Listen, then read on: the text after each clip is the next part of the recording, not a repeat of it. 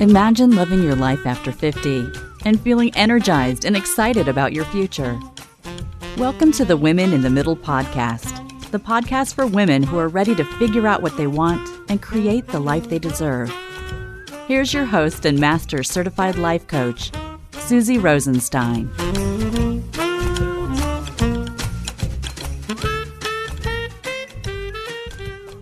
Hey there, today we're talking about when you don't think you're really creative and what you can do about it. Let's go.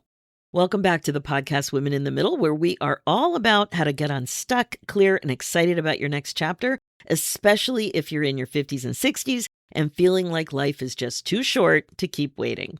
I'm your host, Susie Rosenstein, your master certified coach, midlife mentor, and certified Zentangle teacher, and I am so glad to be here with you again.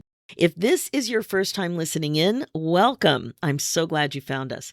And if you've been with me for a while, you probably already know that I've told you bits and pieces, little bits and pieces of my creative history over the years, because we are 9 years in at the time of this recording of the podcast.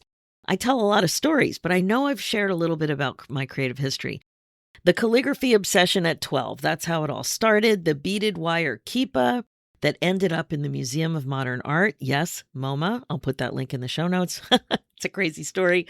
But today, I want to put those pieces together in a way that I haven't done so before on this show, because I think that there's a belief running underneath all of it that I don't think I ever named out loud. And I think a lot of you are walking around with this belief too, or a very similar version of it. So we're going to get there. But first, just quick, today's show is sponsored by the Midlife Doodle Think Club, where I teach a simple, mindful doodling practice for midlife women who want more presence, clarity, and confidence. It's not only fun, but it's also a fun way to learn how to notice more and more and more in your life. No art skills or creative talent required. So let's learn together. Let's learn how to slow down in midlife and create a space to think. Please join us. You are invited. Head over to www.doodlethink.com. All right, so here's where I want to start. Small, really small. About 20 or 25 years ago, I don't really remember exactly when it was, but I made a pretty little valance for a bathroom window in my house. Nobody asked me to. I just wanted to. I think I saw it in a magazine or something. And I don't sew, so I was working with pretty fabric, wood, scissors, and glue. And I loved it. It's so pretty. And it lasted as long as we had that house. Around the same time, I took a simple, plain, boring 4-seater Ikea table, like very plain square table, and I turned it into a chessboard and a checkerboard, staining it all by myself because I had an idea that it would turn into not just like a central fun place for the kids to play games, but also kind of like a family heirloom. I imagine my kids fighting for it someday after I'm gone because it meant so much to them. But you get the point. I had this idea to create something. And this idea was the first time I'd ever stained wood, but I couldn't get it out of my mind. So I did it. And more recently, this one's a little different, a little more in line with a passion of mine. I've been doodling whales. Just whale tails, actually. I love it so much that years ago, I bought the domain www.whalework.com just as a placeholder, just in case, long before I knew what I'd ever do with it. Like I had no clue, but I just thought, I'm going to do something with that. And I still don't fully know what I'm going to do with it, but I own it. And some of you know that I've been whale watching since 1985, so that this isn't random. It's just another place where creativity showed up uninvited, and I opened the door. I let it in. So creativity moments like these have been scattered across my whole life. Some of them are teeny weeny. Some of them are a little bit more noticeable. But it's been pretty consistent for me over time. Here's what I mean. Calligraphy at 12. I was obsessed. Playing saxophone in marching band and jazz band in university, right? Saxophone is creative, and I did creative things with it. Making custom Fimo clay earrings and brooches in my 20s. Photography. I've always done photography since I was probably some of my earliest memories When I was 6, I think, is when I got my first little camera. Painting ceramics with friends while I was raising 3 kids who were super close in age. So back in the day when the kids were small, I used to love to paint ceramics. It was something new, and it was the time when these new paint your own ceramic shops were popping up. And I remember going with other moms who also had a baby in a stroller, and we would go and have a little break while the kids were hopefully napping and paint ceramics. It was so crazy in those early years with the kids being so young and busy, but we managed to do that. Another thing, photo encaustic wax projects, which is basically painting with wax. And over a decade of making beaded wire kippas, one of which ended up displayed, as I mentioned, at the Museum of Modern Art in New York City. That is MoMA, which is, like I said, a whole story. I've told it before here on the show years ago, so I won't go into it again, but it's real. It happened. And as I mentioned, the link will be in the show notes if you want to hear more. And it's actually not even the point of today's episode, which may surprise you. And then there's my attraction to learning about Zentangle and mindful doodling and creating the Midlife Doodle Think Club so that we could share this beautiful thing that happens with doodling. It's just gold. And I just really want to share it with more women. So you see what I mean? That's a lot of evidence, and that's not even a comprehensive list. But I really wanted to think about it for this episode. So here's the thing. Something else has been consistent through all of this and more. And it's what's been going on in my mind. Because there's a pretty powerful belief that's related to all of this. And I want to shine a spotlight on it right now, because I know I'm not alone with this too. For decades, I thought of myself as creative, but not really creative. Do you know what I mean? Not real artist creative. And I have lots of memories of catching myself saying that. I'm not a real artist. I'm creative, but I'm not a real artist. I'm not really creative. I could do all kinds of lettering, not just calligraphy, but painting big signs, on the side of a band bus and making ads with lettering. Oh, I could do all kinds of lettering. And I thought through lots of things in creative ways, even my professional jobs. But here's the big but, and that's always a joke when you get to say, here's the big but. I could not draw, and I could not paint. I couldn't do any kind of real art. You know what I mean? Like real representational kinds of art. And somewhere along the line, I decided that meant I was missing something. That there was a real, I'm doing air quotes, a real kind of creative that I didn't have access to. So creativity became this thing I did on the side. I did it on the side of my life. A valance here, a table there, some beaded wire kippas, some calligraphy on an envelope for a girlfriend's birthday, instead of something I let myself own, something I let myself claim as something that was part of me.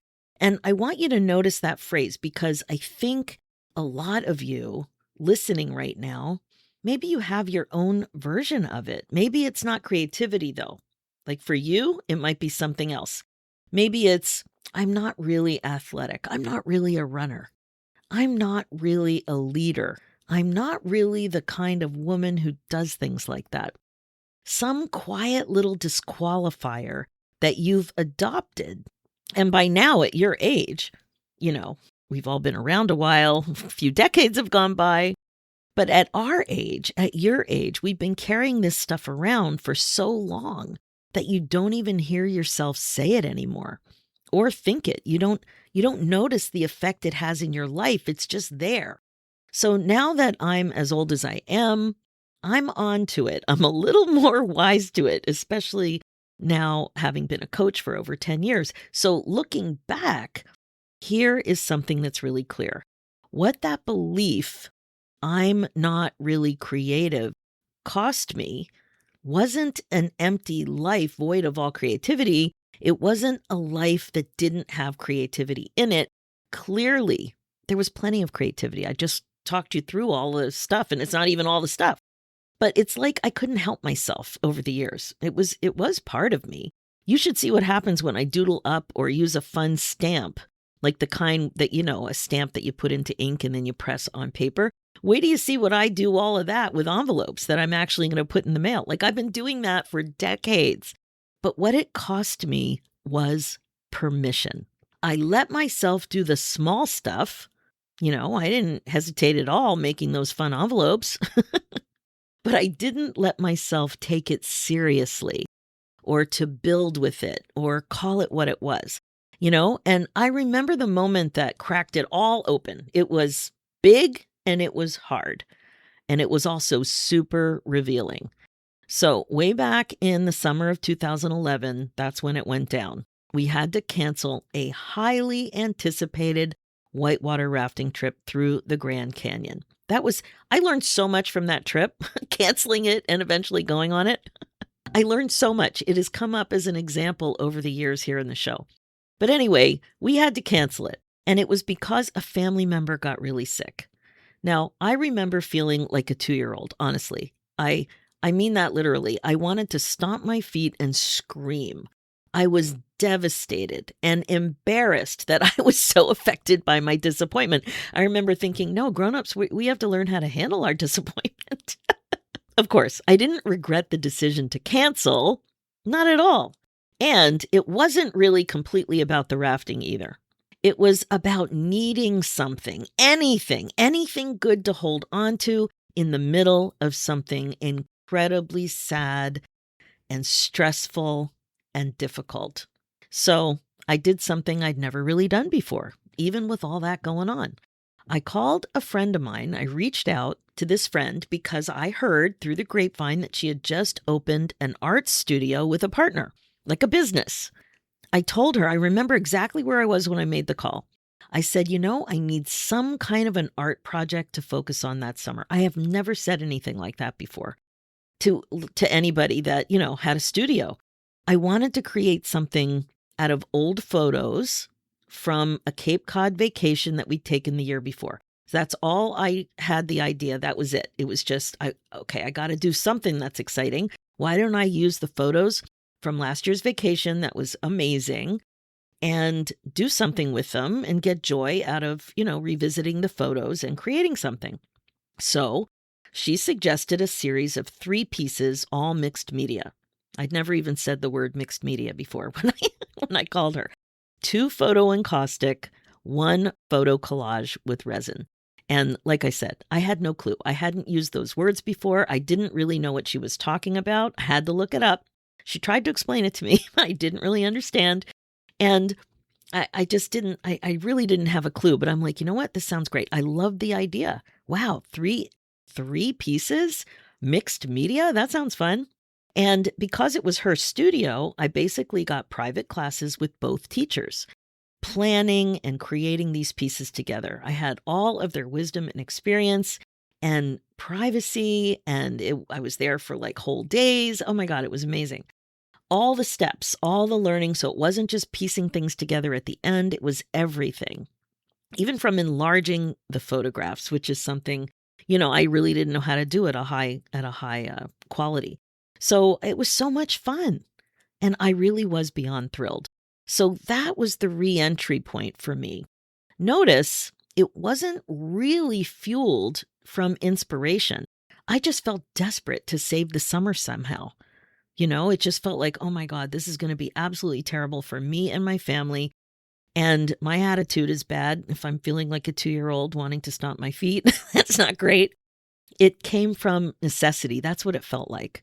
So from there, that was the kickoff. That was the reentry. It was more art classes, more encaustic work, and eventually, in my late 50s, Zentangle. So I also want to share why I got certified in the Zentangle method in 2021, why I became a CZT, a certified Zentangle teacher. I felt compelled. I realized I wanted to feel legit. I really wanted to feel legit. Finally, this part of my life, I wanted to feel legit. I wanted a formal certification. Now, it's not like a university degree, but it's like a thing. And I wanted to use it in my business without second guessing myself. I wanted to build the confidence and the skill. That's it. That's the real reason. And I would have never anticipated this coming from me. I knew there was something I could be doing with it and that I would figure it out eventually. I would figure out the connections, why I was compelled and interested, why it made sense for me. I sensed it had something to do with calligraphy and pen and ink, but I didn't really appreciate all of it. Even though I didn't get it yet, I leaned into it. So I really want you to appreciate that. You don't always have to have all the answers. Remember, I'm always talking about what first, then how. And this is a great example of that. I knew I wanted to do it and get the foundation, but I didn't know how I was going to use it. If I would have waited any longer for the how, I would have squished my dream, and who knows, I might still be waiting. So this decision eventually became the Midlife Doodle Think Club. Who knew? Who knew? I didn't. So here's the shift.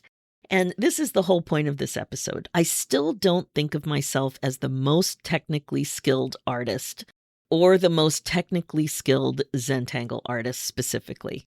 I still catch myself telling people I'm not a real artist. I'm not going to pretend that that changed. But what has changed is that I catch myself saying it and thinking it, and I stopped needing that to be true in order for my work, my effort, my skill to count.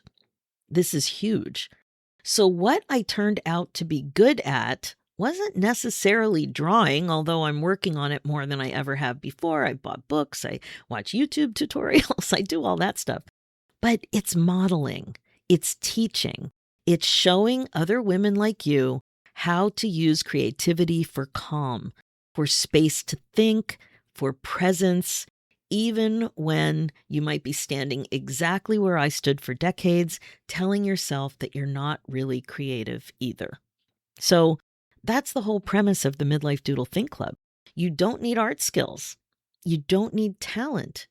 You do need a pen, a few minutes, and permission. The other thing that I didn't give myself for such a long time, decades. At our age, it's decades. So if you are a regular listener, you probably remember that I enjoy using an odd, fuzzy little blue wand at times just like this, when you need permission, and I am excited to give it to you. So get ready. Boop! I have it in my hand right now, and you now have permission. Permission granted, and I hope permission is received. Okay, so if any of this sounds familiar, if there's some version of, air quote, I'm not really blank, right? Whatever it is for you. For me, it was I'm not really an artist. I'm not really that creative. If you have something like that you've been carrying around so long that it feels like a fact in your life instead of a thought, I want you to consider that it might just be a thought that you've never actually tested. And one, my friend, it's completely subjective. There are many ways to think about your current state of affairs. You're choosing to think that one way. And you may not even think of it as a choice. But now that you're understanding things a little bit more because you listen to the show and you listen to this episode specifically, it's subjective. And there's something that I believe deeply, and it's really at the center of everything I teach. One of the biggest regrets that people have, it's not necessarily some big, huge, giant thing like an obvious failure. It's not allowing themselves to be happy. Let me repeat that. Let me shout it from the rooftop. It's not allowing yourself to be happy. And when I first understood that, when I first read it, I took a deep breath. I felt so sad. Allowing yourself to be happy. It's one thing not allowing yourself to learn how to paint watercolors, but to not allow, think about it. It's not letting yourself have the thing, not letting yourself do the thing, not letting yourself claim the thing, simply because you've already decided that it wasn't yours to have. Ooh. That's so heavy. And that's what this belief was doing for me for decades. And I don't want that for you. So I know you've probably heard this before, but midlife is not a rehearsal. This is it. You have to learn to think like time matters because it does. This is all part of regret proofing. You have to learn to think like time matters because it does. And sometimes the thing that's been sitting in you for decades doesn't need talent. It just needs permission. So if you're curious about giving yourself that permission, you want to boop on Zoom with me, or you want to learn it through mindful doodling, I would love to welcome you into the Midlife Doodle Think Club, and you can learn more at www.doodlethink.com, and I will link to it in the show notes, of course. You are cordially welcome to join us. So that is it for this episode. Thank you so much for being with me here today. My focus as your regret-proofing midlife coach is to help you get unstuck and get on with the good stuff. Being the queen of your brain domain is the best way to be. It is time to stop waiting for the right moment and start creating the happiness, excitement, joy, and fulfillment that you are craving. So for show notes and links, go to www.susierosenstein.com and click on the podcast tab and look for episode 472. And you'll also see a link there for my other show, The Women in the Middle Entrepreneurs, which is all about the reality of running a business when you're a midlife gal. And it's also on iTunes, Spotify, and all the podcast places. Let's do this, ladies. It's time for you to put yourself first, one thought at a time. Thanks so much for listening, and I'll talk to you next week.